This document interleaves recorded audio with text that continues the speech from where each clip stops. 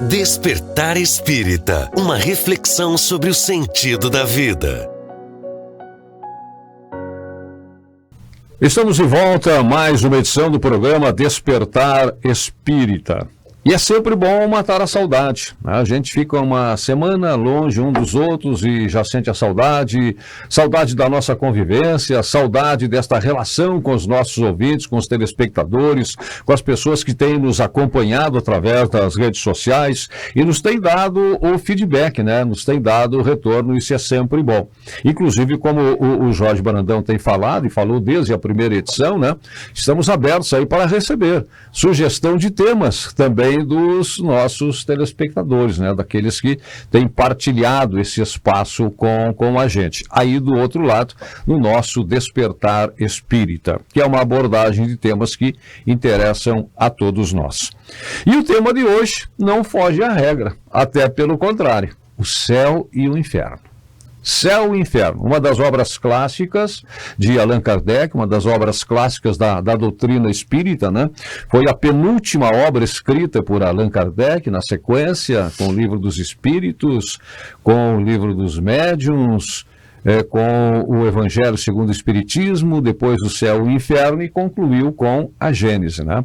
Além do que escreveu na Revista Espírita nesse intervalo, de 1857, né, até a última obra, em 1868, Kardec não parou mais de escrever. A Revista Espírita era a rede social da época, né? Era a rede social da época, era a rede social. Comunicação por cartas, né? Exatamente. E outros opúsculos também que ficaram importantíssimo registrado, né? A Viagem Espírita de 1862 também. Além de obras póstumas. Né? Além de obras póstumas. É verdade. Então temos muitas obras. E a obra de hoje é O Céu e o Inferno.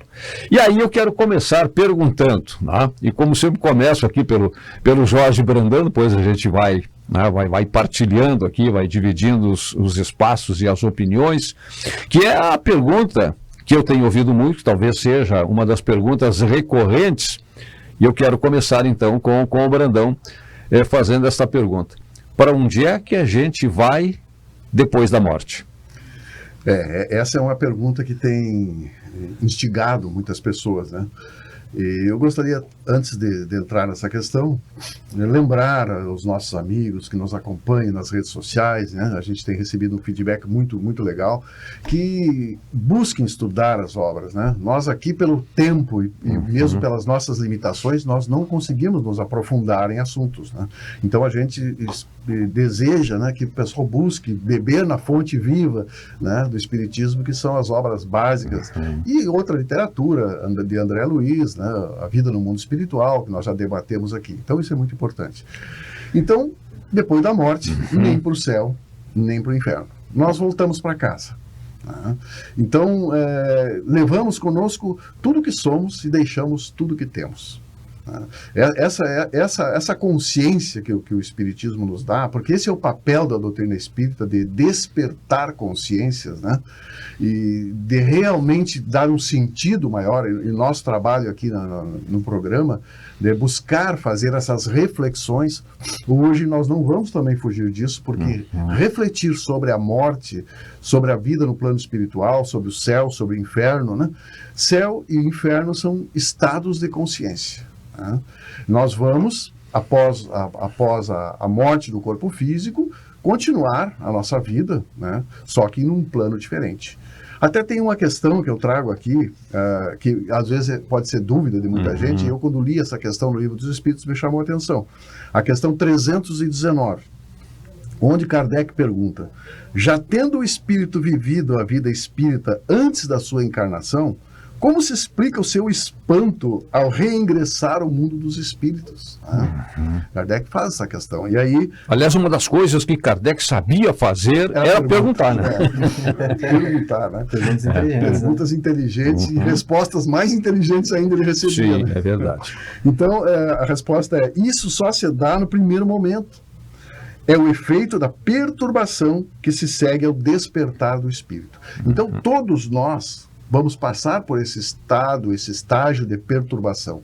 E a gente sabe, por informações dos espíritos, né, por toda a literatura, que o desencarne de cada um é único. Né? Esse tempo que fala momentâneo, para a espiritualidade, ele está nos dizendo, em relação à vida eterna, é momentâneo, pode ser horas, pode ser dias, pode ser meses, pode ser anos. Depende do nosso estado, né, da nossa compreensão, da nossa aceitação dessa passagem. Então, morrer, né, é isso que o Espiritismo nos prova, que a morte não existe. Ok. Bem, a gente vai se habituando com a convivência, que eu nem fiz a apresentação, né? E fica também imaginando que os ouvintes, os telespectadores já nos conheçam, pronto, né? Mas então estamos aqui outra vez na presença do Jorge Brandão, da Márcia Difo, né? Do Diógenes Chaves, para tratar, já estamos tratando hoje do céu e inferno. Márcia. Então, quando o Jorge iniciou a fala, né? Ele menciona a questão de um lugar, né? Esse retorno para algum lugar.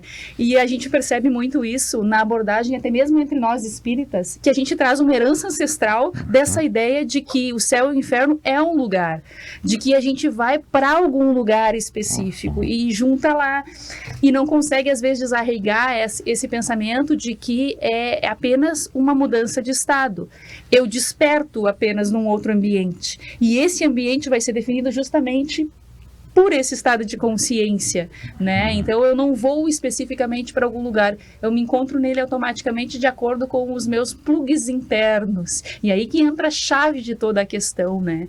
Então realmente, ao longo da história, desde o homem se entender por homem, já traz no íntimo essa, poderíamos dizer assim, consciência não clara, mas essa intuição dessa existência de algo mais. E não apenas especificamente a existência de um algo mais, também essa intuição de que, dependendo de como viva A ou B, esse algo mais se estabelece, ainda que não conseguíssemos explicar exatamente como isso acontece, né? Então, em maior ou menor grau, vai fazer toda a diferença, com certeza, esse conhecimento da vida após a morte, essa interpretação de muitas questões, a nossa essência passada, né? Os nossos estudos, as nossas vivências, as nossas experiências, tudo redunda hoje, às vezes, nos nossos dogmas, nas nossas dificuldades, e isso a gente vê na nossa vida prática, né? Como a gente é criado, o quanto a gente reproduz comportamento de nossa família, e isso numa encarnação, e às vezes é tão difícil, tratamentos psicológicos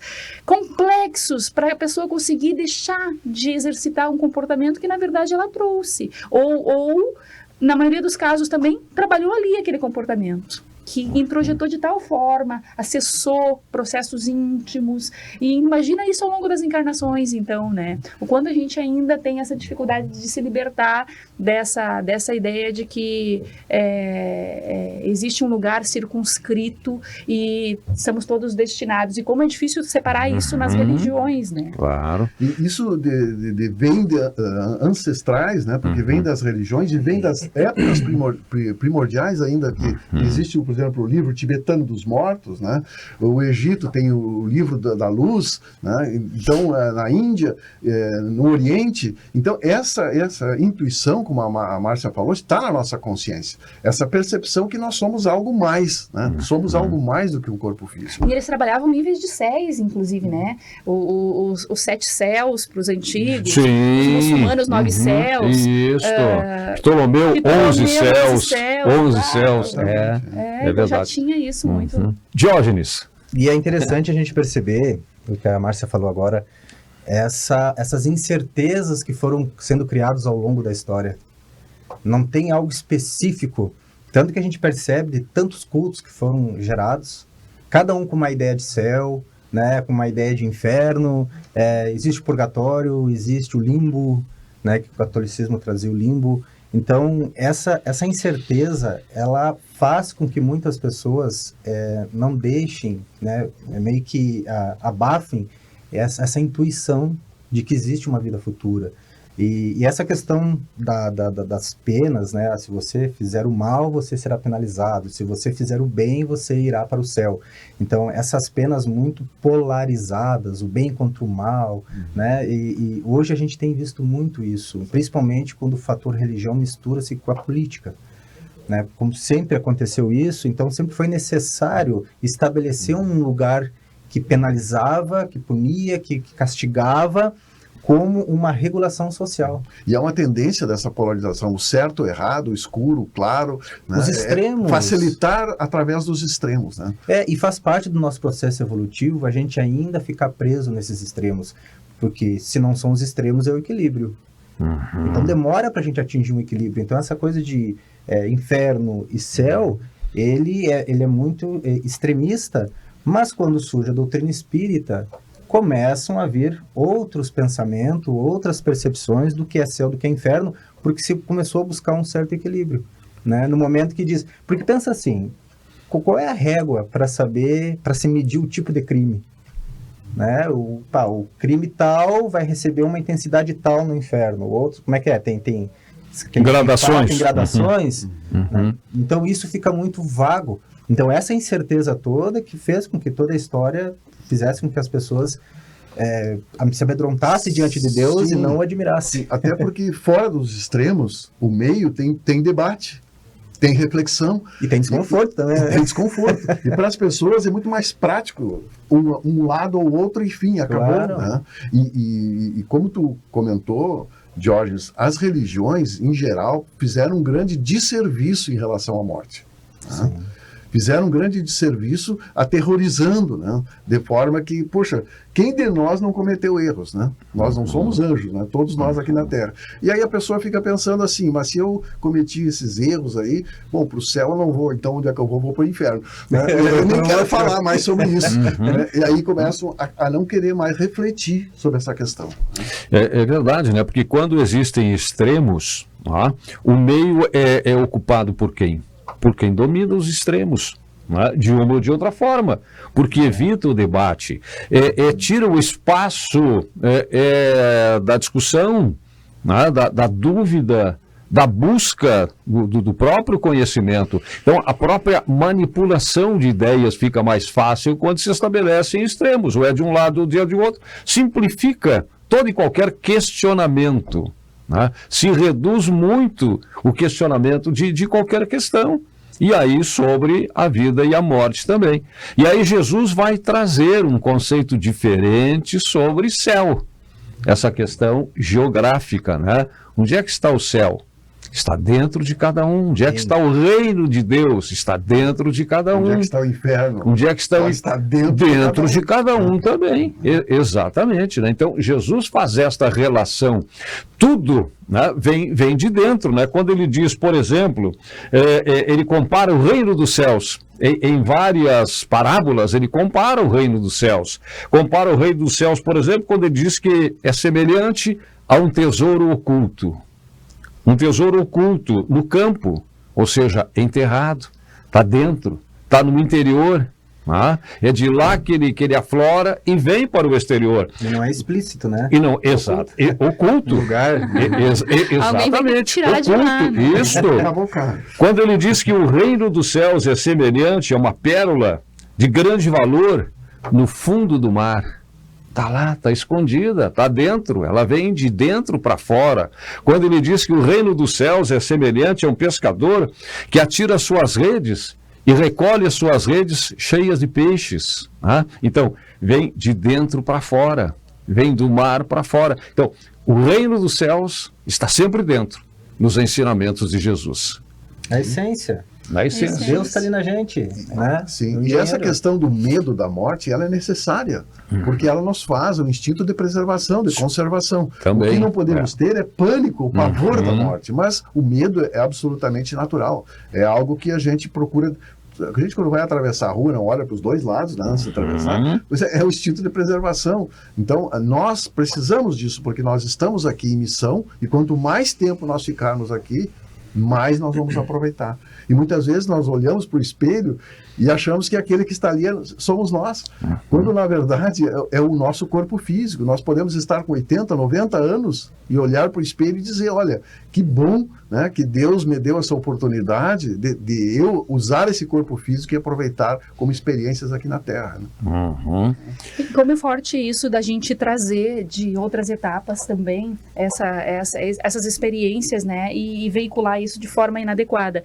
Como ao longo da história A religião, de um modo geral, ela foi veiculada justamente por pessoas equivocadas, homens falhos. Por isso, essa deturpação um pouco, esse trazer uma abordagem um pouco desvirtuada, justamente para atender os interesses pessoais daquela pequena casta, daquele pequeno grupo, com interesses escusos ali, nessa veiculação realmente abusando da fé, né, da ingenuidade humana. Isso foi muito aproveitado por mentes mais equivocadas. O poder pelo medo, não pelo amor. Exato. E faz com que hoje pessoas equivocadamente, muito bem mal intencionadas ou bem intencionadas, enfim, acabem banalizando a religiosidade. Exato. Porque é o que a gente tem visto muito nas Porque a redes religião sociais. não merece credibilidade. Claro, porque lá tem corruptos, porque lá tem gente mal intencionada. Não, é igual a política. A política é uma coisa importante, mas quem banalizou a política foram os políticos, que não São souberam... homens falhos. Claro, até tem uma postagem, acho que vocês já ouviram falar, que é Hitler saindo de dentro da igreja com uma Bíblia embaixo do braço. E daí tem uma frase que diz assim, ó, eis aqui um religioso.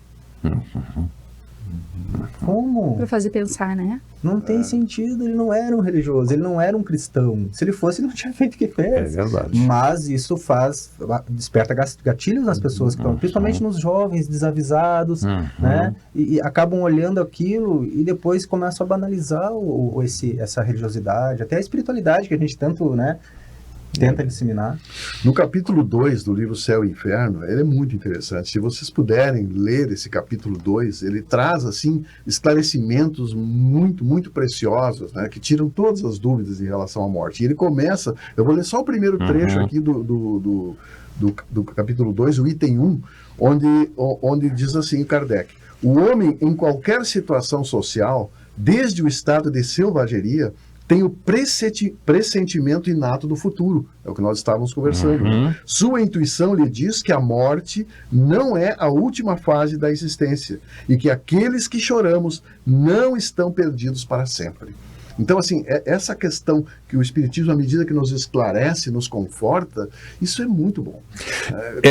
Exatamente, e eu concordo, eu quase interrompi o Jorge, né? Porque aí nós vamos fazer um jogral aqui, eu vou continuar na sequência aqui, porque eu também estou com um livro, e aqui, ó, no item terceiro item, nos remete a uma questão que nós já discutimos aqui, a certeza da vida futura. A certeza da vida futura conforta. Olha aqui o que escreveu também Kardec. À medida em que o homem compreende melhor a vida futura, o medo da morte diminui, mas ao mesmo tempo, compreendendo melhor a sua missão na Terra, ele espera seu fim com mais calma, resignação e sem medo. Vejam só que coisa fantástica. E aí entra algo assim maravilhoso que a doutrina espírita nos traz, que é a questão do propósito. Né? Todos nós precisamos ter objetivos, né? Do trabalho, da família, até vou criar meus filhos, quero que eles se formem. Tudo são objetivos importantes, mas ter um propósito que vai além das coisas materiais faz toda a diferença para a gente encontrar esse sentido para a vida.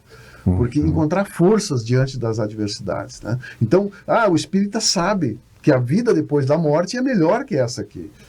Então iria para lá, então quero ir para lá. Não, eu sei que eu estou aqui em missão e eu sei que eu preciso ficar aqui para evoluir. E assim, quanto mais evoluir, melhor eu vou chegar lá, na minha verdadeira morada no sentido espiritual. Né? Raul Teixeira, numa palestra sobre esse tema, ele faz uma referência exatamente a isso, né? a objetivos. Quando ele cita uma passagem de Lucas 6,45, onde estiver o vosso tesouro, aí estará o vosso coração. E qual é a interpretação que ele dá? Que é a questão de ter o objetivo. De ter o objetivo. Aquele que tem meta, aquele que tem objetivo, aquele que sente alegria em alguma coisa que faz. Nós não ficamos esperando aqui chegar o dia do nosso encontro, né, para tratar das nossas questões. Isso são objetivos da nossa vida, como cada um tem. E eu acho que é importante as pessoas trabalharem sempre com seus objetivos, acordarem e terem alguma coisa boa para fazer durante o dia. Que bom que eu vou fazer um passeio, que bom que eu vou encontrar tal pessoa, que bom que eu vou fazer isso ou aquilo. É a questão dos objetivos, né? Onde estiver o vosso tesouro, aí estará o vosso coração. E eu coloco essa questão do propósito, além do objetivo, porque nós temos o objetivo em comum de aprender aqui e divulgar a doutrina espírita. Mas se por um motivo de saúde eu não puder vir, eu não vou me desesperar, porque eu vou poder fazer preces, ou de alguma forma eu vou poder Sempre ajudar. tem uma maneira. Sempre tem uma Sempre maneira. quem quer acha um jeito, quem não quer acha uma desculpa. Então, assim, ó, esse propósito maior é que realmente faz a diferença. Né? Essa Sem questão do propósito também, por exemplo, da nossa profissão, pensar assim, comunicador, jornalista, né? Muitas pessoas podem pensar que, bom, isso serve para que eu desenvolva um nome na sociedade, para que eu receba prêmios, para que eu tenha um bom salário, mas como o Jorge falou, qual é o propósito dessa profissão, né? Que é comunicar, transmitir, fazer um intermédio. Né? Esse papel agora, por exemplo, aqui, participando do Despertar Espírita, usando a voz, usando o talento, usando esse conhecimento para nos auxiliar aqui na intermediação. Quando entra a voz dele, a gente tem que baixar o volume. Né? Aqui demonstra um propósito dessa profissão, né? Que é o maior que a gente tem. Como qualquer profissão nossa aqui também, né? Como psicólogo, né? Psicólogo, Uma advogada, contabilista, como empresário. Buscar pela justiça. Todos os campos têm a sua importância, têm o seu papel, têm a sua missão. E isso é importante destacar. Interfere em vidas, em tudo que tu faz, você está interferindo. Porque às vezes as pessoas ficam, né? Talvez com esse entendimento. Mas eu não tenho o sucesso, eu não alcancei o sucesso que o fulano alcançou, eu não cheguei no estágio. Cada um tem a sua missão. E a missão de cada um é a coisa mais importante da vida. E o decesso carnal, às vezes, é o sucesso espiritual. É uma visão limitada achar que muitas vezes a gente está perdendo em termos materiais ou em termos sociais, em termos de privilégio, quando na verdade a gente está ganhando muito em termos espirituais. A nossa visão ela é um pouco deturpada nesse sentido, verdade. né? Nesse sentido, agora, Márcia, que tu falou, eu lembro, às vezes a gente pode olhar uma pessoa que tem uma deficiência física grave e dizer assim, e pensa, eu já vi muitos espíritas falar, o que será que ele fez para merecer isso? Quando, na verdade, uma provação que ele escolheu. Sem dúvida. Está mostrando mais grandiosidade. Está mostrando maior força e grandiosidade. Né? Então, como disse Jesus, né? Não julgueis para não seres julgados. Né? Bom, o nosso tempo nessa primeira parte já esgotou, mas nós vamos voltar em seguida, ainda tratando, né? Tanto quanto possível, como o Jorge destacou, né? Esta questão que é muito ampla, que é muito profunda, que seria conteúdo para muitos debates, para seminários, e que continua sendo, né? Esse livro foi escrito em 1865 e continua sendo debatido até hoje. Parece que Kardec escreveu ontem O Céu e o Inferno pela mensagem. Vamos falar depois sobre a segunda parte do livro, que é tão importante também, né? A parte prática. E uma pergunta que eu quero deixar. Né? Falamos aqui sobre o céu. E o inferno? O que é o inferno? Onde é que está o inferno? Voltamos em seguida com o Despertar Espírita. Despertar Espírita, uma reflexão sobre o sentido da vida.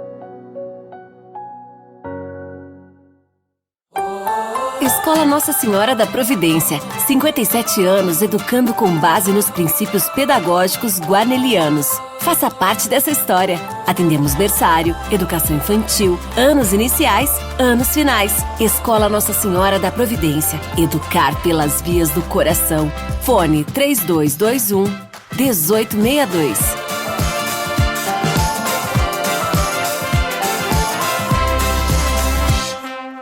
So darling, take my hand, you got to understand, I don't wanna just be friends. Come away with me and live my fantasy, I don't wanna just be friends.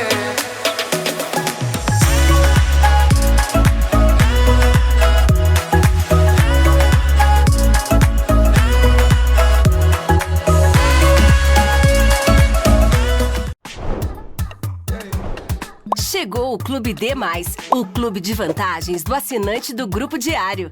Nele você tem muito mais descontos em restaurantes, lojas, cinemas, academias, farmácias e muito mais.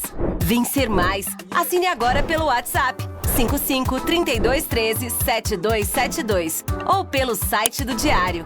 Clube Demais. Muito mais vantagens para você. Aos 28 anos, a Della Páscoa Engenharia segue sua trajetória com a missão de oferecer serviços de excelência aos seus clientes, apresentando soluções que possam melhorar a qualidade de vida das pessoas, encurtando distâncias e contribuindo para o desenvolvimento social e econômico de nossa região, através da infraestrutura, tecnologia e sustentabilidade. Della Páscoa Engenharia, há 28 anos transformando a cidade e região. A rede de postos DSL completa 7 anos com combustível de qualidade Santa Lúcia. Unidades modernas, estrutura e serviços para atender com conforto, agilidade e excelência. Para quem é fiel DSL, a rede oferece o aplicativo Postos DSL. Com ele, os clientes têm desconto no combustível e participam das promoções e programa de pontos para a troca de brindes e produtos da loja. Postos DSL Santa Lúcia, agora com 7 endereços em Santa Maria.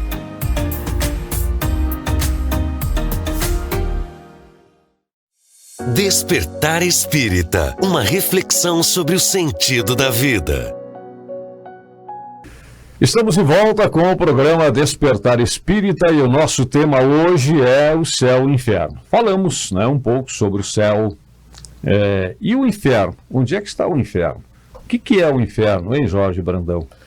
Bom, assim como nós estamos no céu, né, estamos fazendo, por exemplo, um ato de amor, né, estamos fazendo, exercendo a caridade que Jesus nos ensinou, que é a benevolência com os erros dos outros, a indulgência e o perdão, que nós, nesse momento, estamos no céu, nós podemos entrar no inferno, como agora comentamos aqui com a Márcia no intervalo, né? É rápido o processo. À medida que nós perdemos o controle, né, à medida que nós cometemos uma ação equivocada, nós entramos no inferno. Então, esse é um estado de consciência. Entre o céu e o inferno, a distância é pequena. Depende realmente das nossas atitudes e principalmente também dos nossos pensamentos, né? Pois é, e esta questão, né, e aí teríamos que voltar, né, ao conceito tradicional, cultural de céu e inferno, esta questão assim, que nos remete a um espaço, né, e a um tempo. A nossa permanência, a nossa vivência no céu ou no inferno, ela tem tempo ou ela é definitiva? Morri, fui para o céu, é para sempre. Morri, fui para o inferno, não tem saída, não tem volta. Como é que é? Ei, Márcia? Essa ideia até se tinha, né, em muitas religiões de maneira mais forte, né? Aquela ideia de que, dependendo das atitudes, vou passar por um tempo no purgatório e depois vai ser definido se eu vou para o céu ou para o inferno e acabou por ali. E hoje a gente já tem aí a abordagem do Papa dizendo que céu e inferno são realidades da alma, né? Trazendo um confronto, de certa maneira, um impacto para uma abordagem que se trouxe de forma diferente por muito tempo, por muitos séculos, né? Então a gente vê realmente que hoje poderíamos dizer que tem pesquisas e estudos nessa questão. É claro que os meios de aferição eles são um pouco falhos, porque pega pequenos nichos de pessoas para se fazer um controle de censo, por exemplo, então não tem como a gente delimitar exatamente isso, mas pesquisas que nos trazem que em torno de 80% a 90% das pessoas hoje no mundo já tem essa convicção de que há alguma coisa após a morte,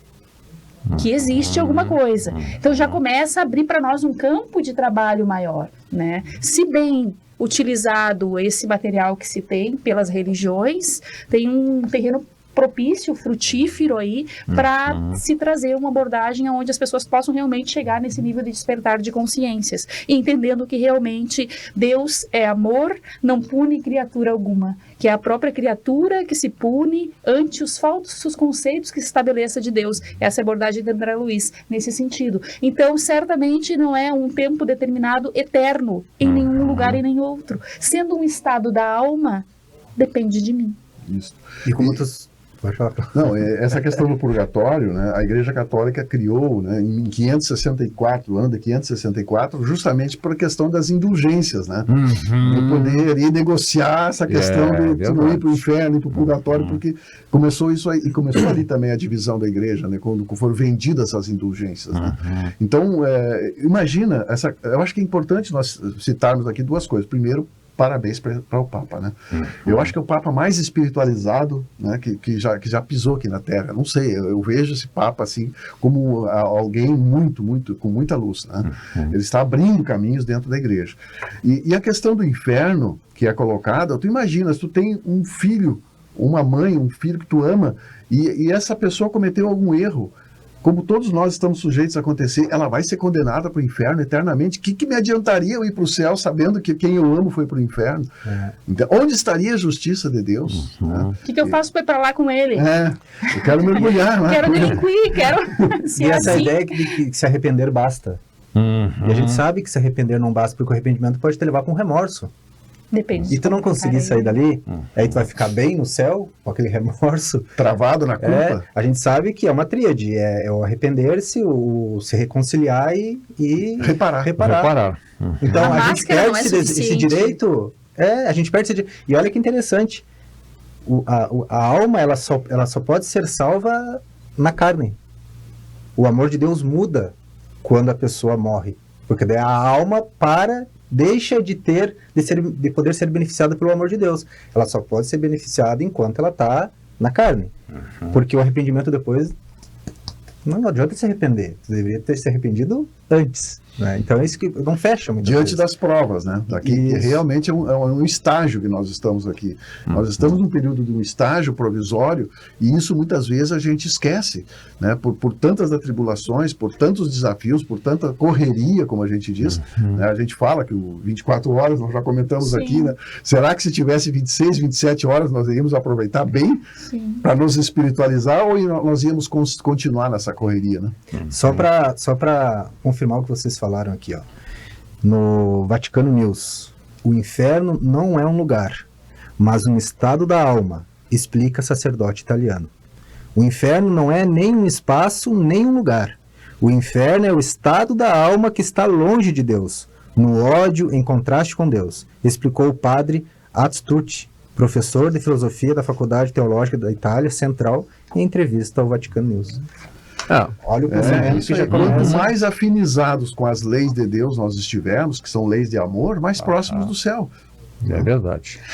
E essa ideia mesmo da felicidade ou do castigo eterno, né, que o Jorge trouxe aí, que Kardec faz uma boa abordagem aqui no Céu e Inferno, esse exemplo trazido, digamos, da mãe, né, que reuniu méritos e foi para o céu.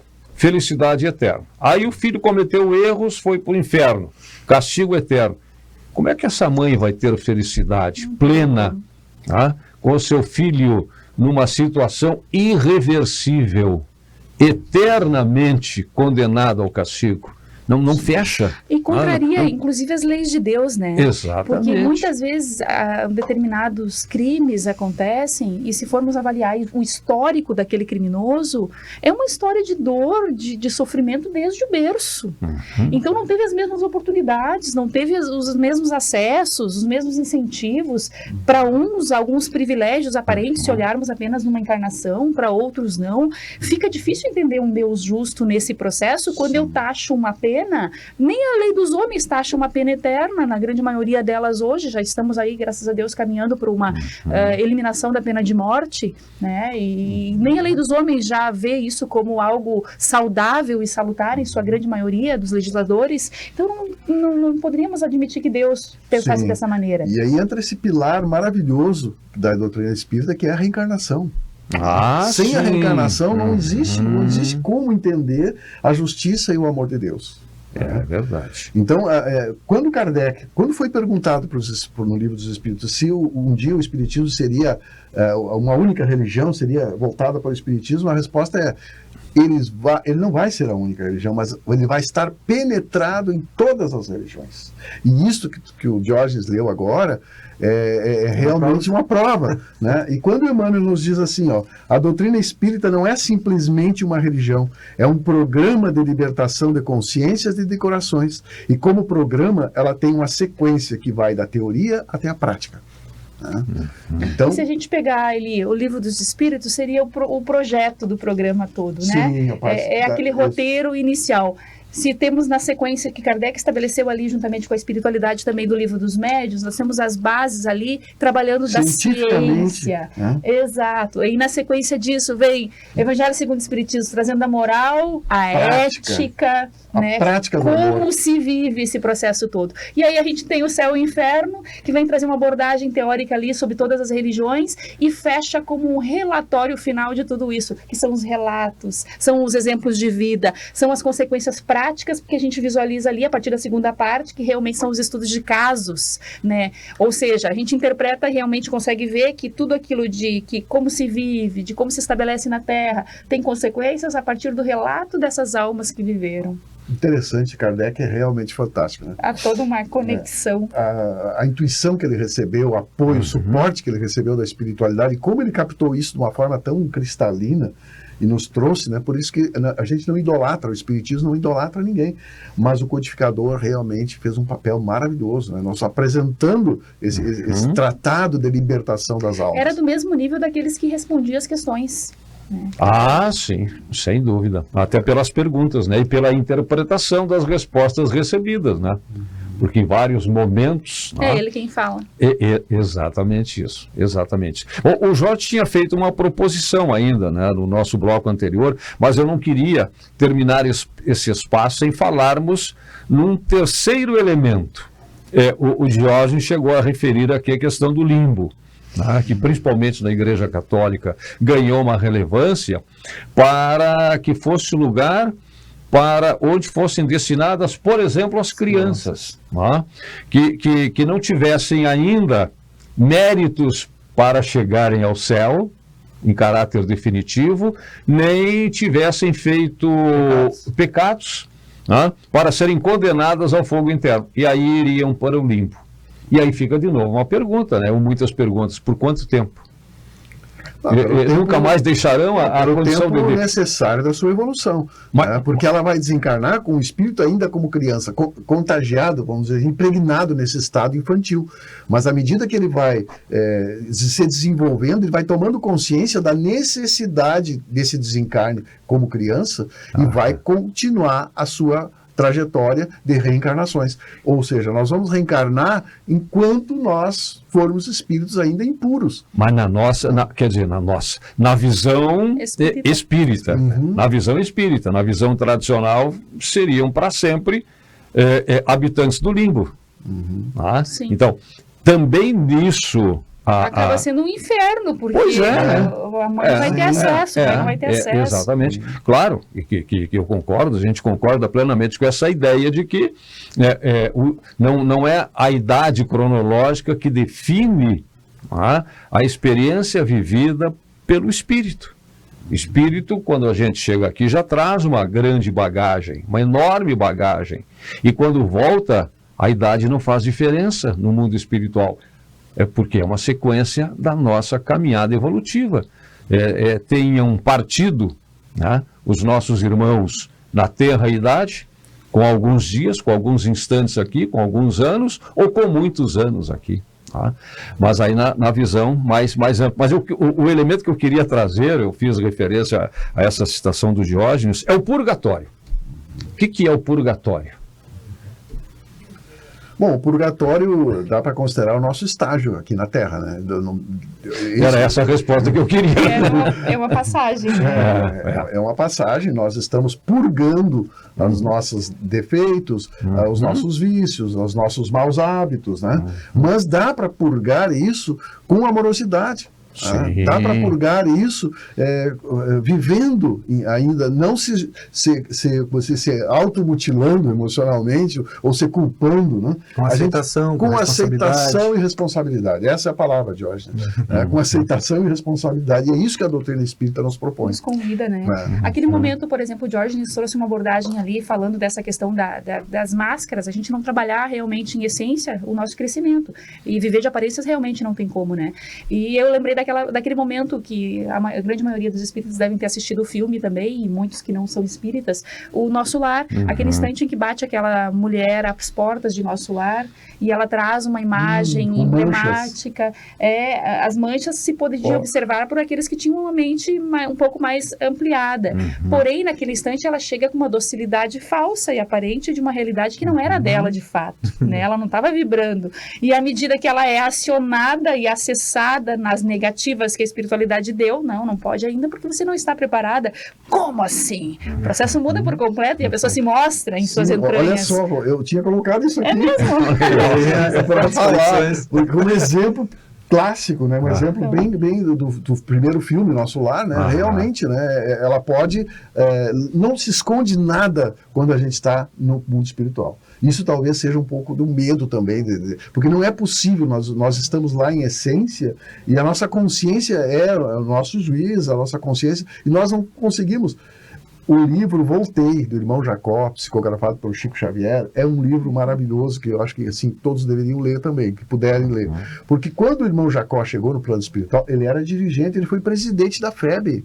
Ele era dirigente espírita, ele tinha feito muitas obras, inclusive o Retiro dos Artistas do Rio de Janeiro, foi ele que doou o terreno. Né? Ele foi um homem que fez muitas coisas boas. E ele se impressionou, porque quando ele chegou após o desencarne, ele não tinha luz própria. Tinha pessoas ali que nem eram espíritas, estavam iluminados, e ele disse, meu Deus, o que eu fiz? Né? Ou não fiz. O que eu deixei de fazer? Eu não entendi. E aí ele começou a perceber que ele tinha feito muitas coisas externas, mas pouca coisa internamente. Né? Então, aí não tem como nós esconder. O problema não era a quantidade de coisas que ele fez, era o quanto ele estava se colocando nas coisas que ele fazia.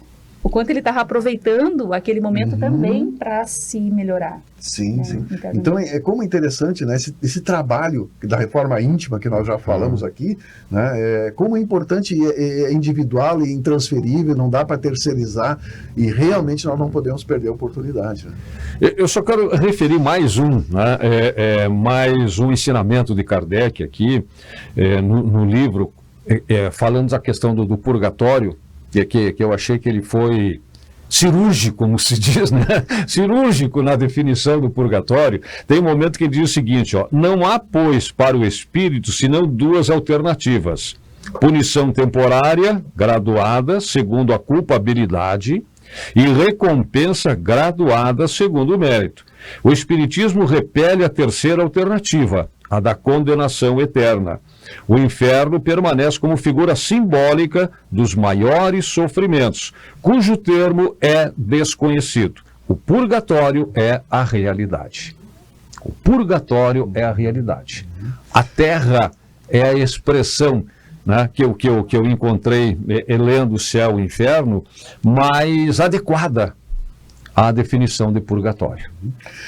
Eu gostaria de fazer uma observação aqui, que essa noite eu estava pensando sobre isso. A gente vê numa lápide, né, a estrelinha do nascimento e a cruz da morte. Eu acho que nós poderíamos inverter, porque quando nós chegamos na Terra, que nós vamos tomar nossa cruz e vamos fazer os desafios. E quando nós desencarnamos, nós vamos em direção à luz, né, ao entendimento, né, e à reflexão. Né? É um belo olhar, é verdade. Mas e a tua sugestão do primeiro bloco, de referir ainda na sequência do livro Céu e Inferno, os depoimentos? Sim, porque o livro Céu e Inferno ele é dividido em duas partes, né? E a segunda parte ela é muito prática, são depoimentos de espíritos, aí começa com os espíritos infelizes, espíritos medianos, espíritos felizes e espíritos suicidas.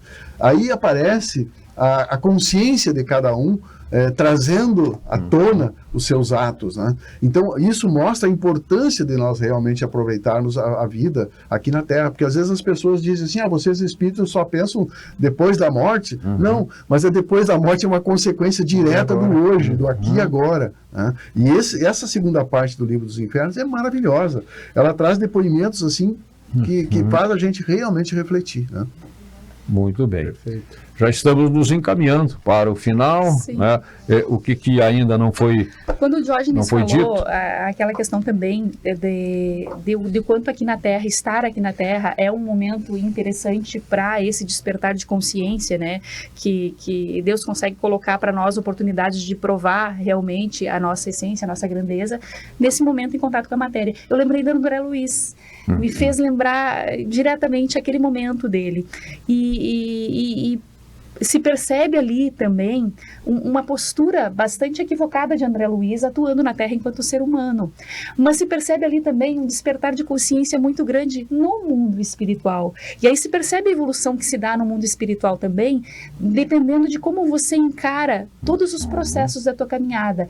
Ou seja, cada momento que você vive pode gerar aprendizados enormes, independente de para onde você tenha se encaminhado. Pode ter sido um equívoco muito grande.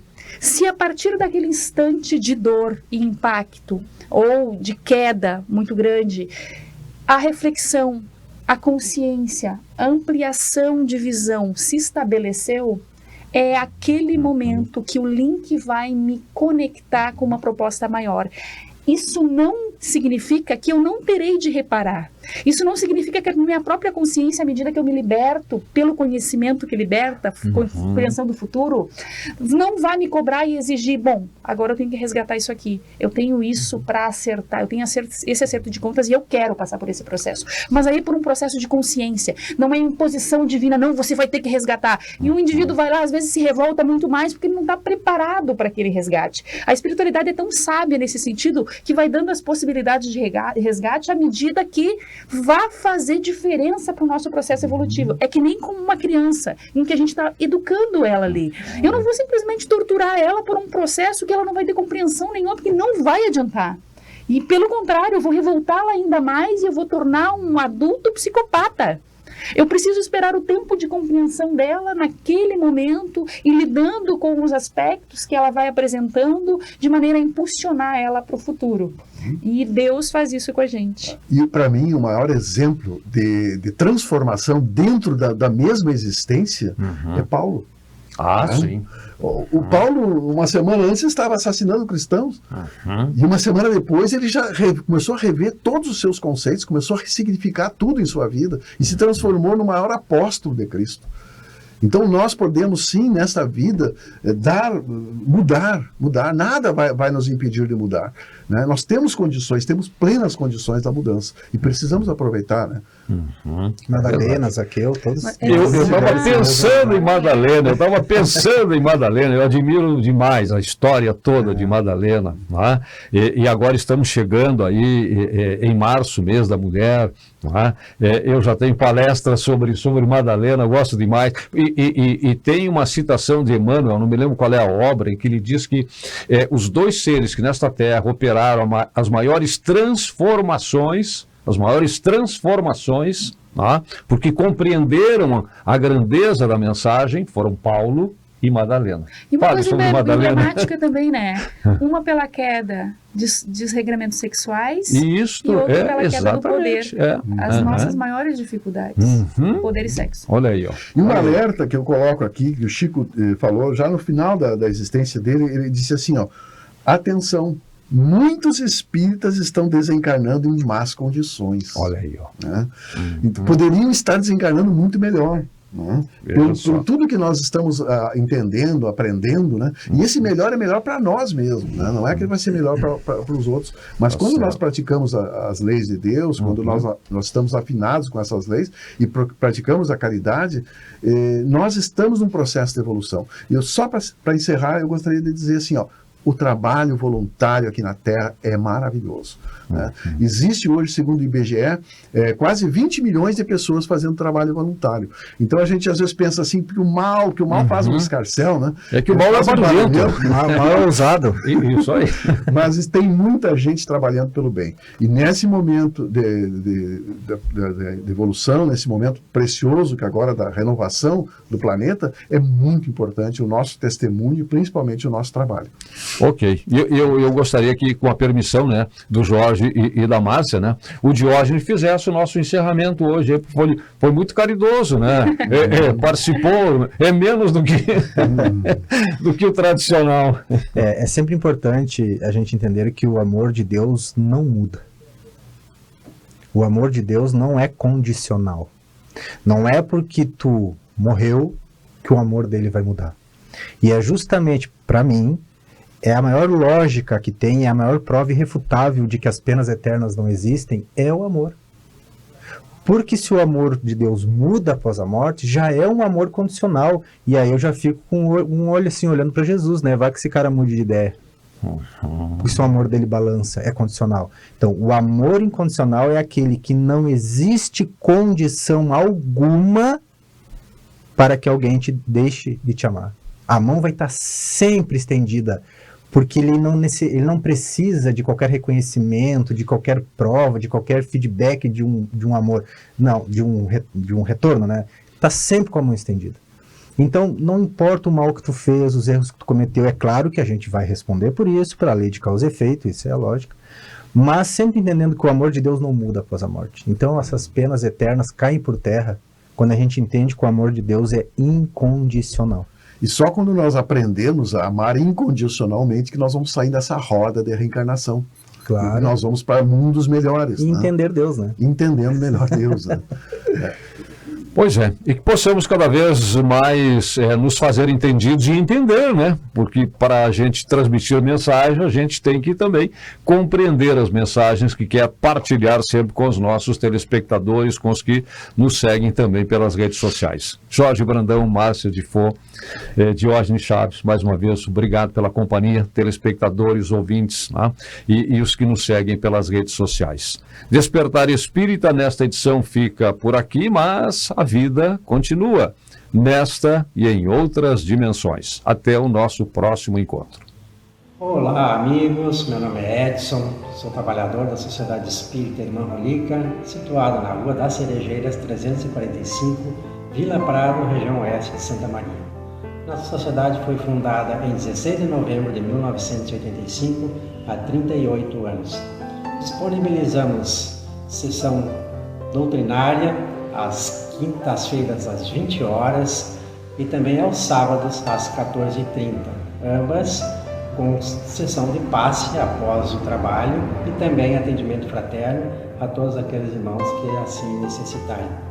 Também disponibilizamos às segundas-feiras às 15 horas a nossa explanação do Evangelho, segundo o Espiritismo. Disponibilizamos também aos sábados, às 14h30, a nossa evangelização para todas aquelas crianças e jovens que quiserem aqui receber um pouco de conhecimento, que funciona de março a dezembro do ano.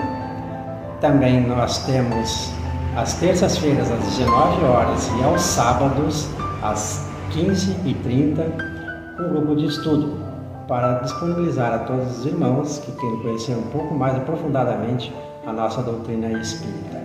Convidamos a todos aqueles irmãos que venham conhecer a nossa sociedade, que venham participar das doutrinárias, que venham participar dos nossos grupos de estudos, e, enfim, que sejam todos muito bem-vindos para receberem aqui todo o consolo e o conhecimento à luz do Evangelho de Jesus. Um abraço a todos.